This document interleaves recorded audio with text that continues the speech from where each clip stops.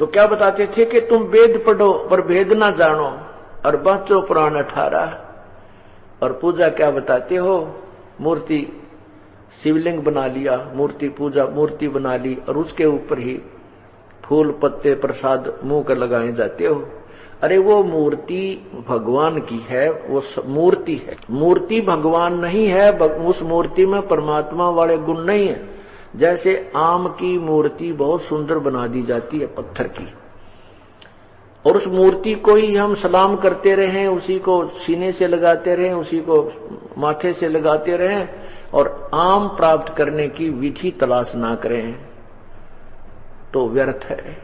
उस आम की मूर्ति में आम का गुण नहीं है। आम के गुणों से वो बताती है कि इसमें ये गुण है कि मूर्ति इस आम की जो चित्र है, इस आम में आम मीठा है, फलों का राजा है, स्वादिष्ट है, इसमें ये विटामिन होते हैं। ये तो उसे हमें अब उसके ज्ञान से प्राप्त हुआ, फिर उसका चित्र देखा कि ऐसा होता है वो आम।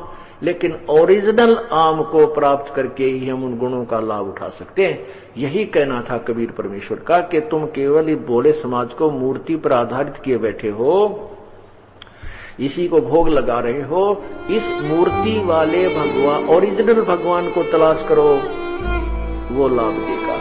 वो कैसे तलाश होगा? जैसे आम को प्राप्त करने के लिए मजदूरी करनी पड़ेगी, फिर पैसे लेकर के बाजार जाना होगा, वहां से आम प्राप्त करके खाना होगा।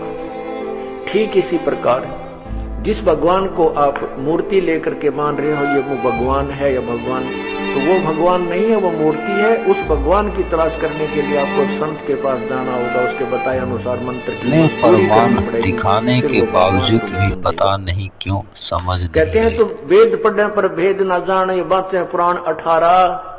और फिर भी जड़ यानी वो एक पत्थर को ये पत्ते खुआवे और भूल गया सिरजनहारा। इस परमात्मा को भूला हुआ है जो जिसकी मूर्ति है, उस पूर्ण परमात्मा को तो भूल चुका है। तो उसकी भक्ति से बात बनेगी। और कहते हैं जाकू तो तुम मुक्ति कह तो सो है कच्चे 12। एक चौपड़ के खेल में कच्चे 12 जो लगाता है वो बिल्कुल खराब होते हैं, उसका कोई कीमत नहीं होती। कच्चे 12, पक्के 12 तो कुछ लाभ देंगे, लेकिन कच्चे 12 और पक्के 18 जो होते हैं वो यानी अच्छे होते। तो कच्चे 12 का कोई कीमत नहीं होती, उसके कोई नंबर नहीं होते।